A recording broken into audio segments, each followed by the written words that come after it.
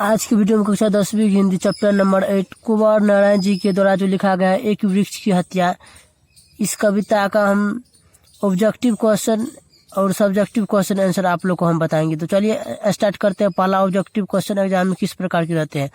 कुंवर नारायण जी का जन्म 9 सितंबर 1927 ईस्वी में कुंवर नारायण का जन्म 19 सितंबर 1927 ईस्वी में हुआ था, लखनऊ उत्तर प्रदेश में। एग्जाम में प्रश्न बन सकता है कुंवर नारायण जी का जन्म कब हुआ था, तो 19 सितंबर 1927 ईस्वी में। कहाँ हुआ था, तो लखनऊ उत्तर प्रदेश में हुआ था।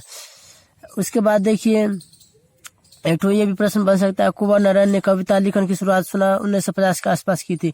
पूछ सकता है एग्जाम में कुंवर नारायण ने कविता लिखन की शुरुआत कब की थी, तो 1950 के आसपास। ये प्रश्न बन सकता है। उनकी प्रमुख रचनाएं है, तो इसकी प्रमुख रचनाएं जो है उसको याद कर लीजिए। जिससे भी प्रश्न रहते हैं जैसे चक्रव्यूह, परिवेश, हम तुम, अपने सामने, कोई दूसरा नहीं, इन दिनों, काव्य संग्रह, आत्मजयी, प्रबंध काव्य, अकारों के आसपास, कहानी संग्रह, आज और आज से परे, समीक्षा, मेरे साक्षात्कार आदि, साहित्य अकादमी पुरस्कार। ये इतना प्रश्न बन सकता है। उनकी प्रमुख कृतियां कौन कौन है, तो ये याद कर लीजिए। उसके बाद ये भी क्वेश्चन याद कर साहित्य अकादमी पुरस्कार मिला था कुंवर नारायण जी को कुमारन आसन पुरस्कार, व्यास सम्मान, प्रेमचंद्र पुरस्कार, लोहिया सम्मान, कबीर सम्मान आदि। इसके बाद जो प्रश्न बन सकता है,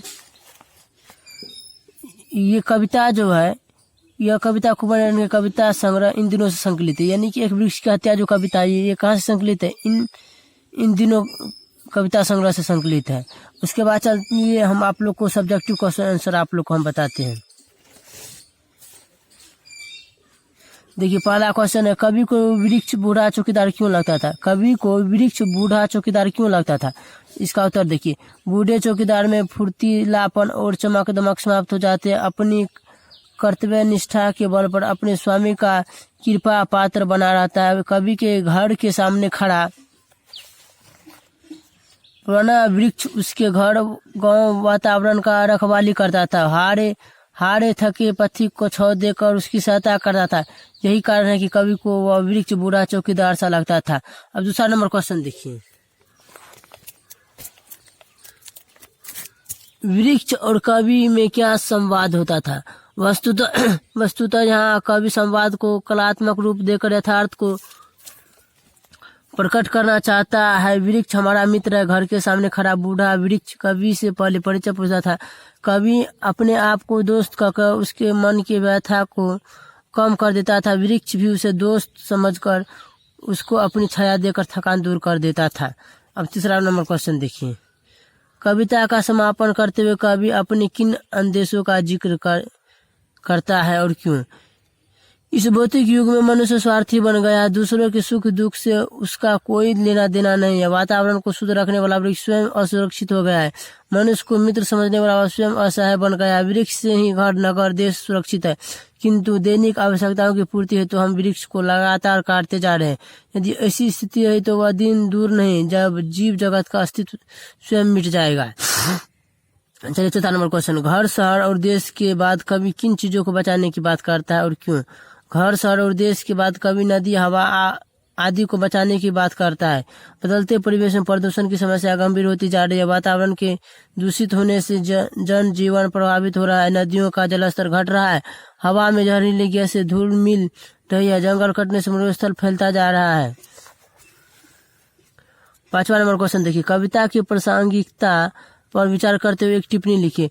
प्रस्तुत कविता में कवि बदलते हुए परिवेश में दैनिक आवश्यकताओं की पूर्ति हेतु जिस तरह प्रकृति दोहन हो रहा है उससे लगता है कि सारी दुनिया प्रकृति का स्वतः शिकार हो जाएगा। वृक्ष की अंधाधुंध कटाई, बढ़ती हुई जनसंख्या, समुद्र का जलस्तर ऊपर उठना, ये सब इसके सूचक है। वृक्ष हमारे मित्र है, फिर भी इसको निष्ठुरता से काटते जा रहे हैं। अतिवृष्टि, अनावृष्टि, मौसम का बदलता चक्र पर्यावरण संकट का संकेत कर रहे हैं। आज मानव आंख होते हुए भी अंधा हो गया। कवि इस समस्या से बहुत चिंतित है।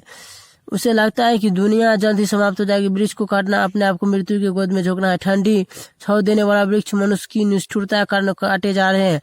अंत में कवि कहना चाहता है कि यदि समय से रहते इस समय से निजात पाने के लिए कोई ठोस कदम नहीं उठाया गया तो जीव जगत समाप्त हो जाएगा। मुझे प्रकृति की ओर का नारा मानव को समझना चाहिए। छठा नंबर क्वेश्चन व्याख्या वाला है। कौन नंबर क्वेश्चन देखिए, दूर से ही ललकारता कौन में जवाब देता दोस्त। इसका आंसर देखिए। प्रस्तुत पंक्ति को वर्णन द्वारा रचित एक वृक्ष की हत्या शीर्षक कविता से संकलित है।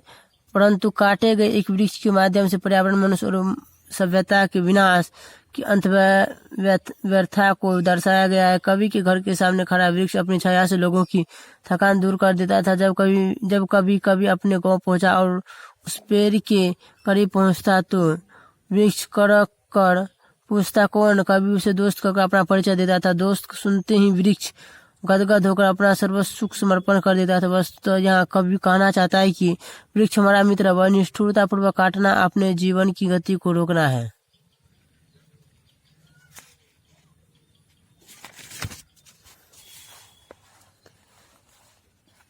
ख नंबर क्वेश्चन का आंसर देखिए। पहले ख नंबर क्वेश्चन पढ़ते हैं।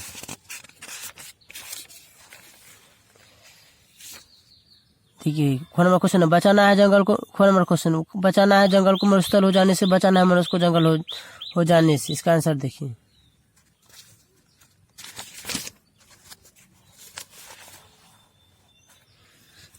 प्रस्तुत पंक्ति को वर्णन द्वारा रचित एक वृक्ष की हत्या शीर्षक कविता से संकलित है। प्रस्तुत पंक्तियों के माध्यम से कवि अपनी अंतव्यर्था को प्रदर्शित किया है। बदलते परिवेश में जिस तरह वृक्षों के अंधाधुंध कटाई हो रही है, उसे लगता है कि प्रकृति इसका बदला लेने के लिए कमर कसकर बैठी हुई है। मौसम का बदलता चक्र इसी का परिणाम है। मरुस्थल का फैलाना, नदियों के जलस्तर ऊपर उठना आदि उसी का कुपरिणाम।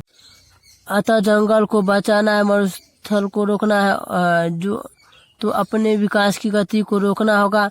वृक्ष हमारे मित्र है, इसका पाठ हमें पढ़ाना होगा। मनुष्य को जंगल होने से बचाना होगा। आज की वीडियो में हमने पूरा ऑब्जेक्टिव और सब्जेक्टिव क्वेश्चन आंसर कंप्लीट कर दिया। हमारा वीडियो अच्छा लगा तो चैनल को सब्सक्राइब जरूर करें।